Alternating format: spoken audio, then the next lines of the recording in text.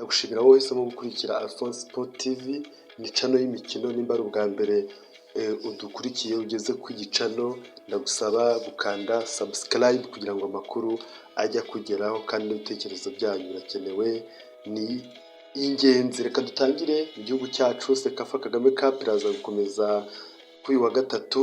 Ekipe ya Al Hilal iraza gukina na KFZ FC ku isaha saa 9, hanyuma Tusker iraza gukina n'ikipe ya Rayon Sport. Ndibutsa yuko imikino ibanza Al Hilal yari yatsinze Tusker, hanyuma Rayon Sport itsinda KFZ.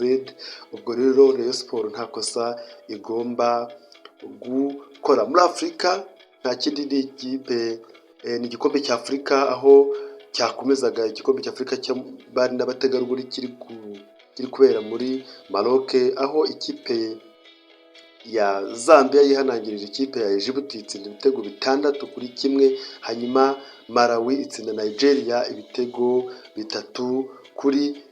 Uyu munsi hateganyijwe match. Mali iraza gukina na Cape Verde, hanyuma Cameroon iraza gukina n'ikipe y'igihugu ya Ghana. Iyi mikino ibihugu bikomeye bimwe biri kugenda bitungurwa. Hanyuma i Burayi, umusifuzi wo muri Slovenia yasezeye nyuma yo gusifura igikombe cy'isi. Umusifuzi ni Sravakovic.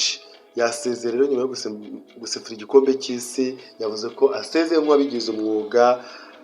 Ubwo ntabwo muzongera kumubona ku mafinali akomeye cyangwa se no ku yindi mikino. Barikora deal ye irimo irarangira. Liverpool isa naho yarangije kumvikana n'ikipe ya Paris Saint-Germain.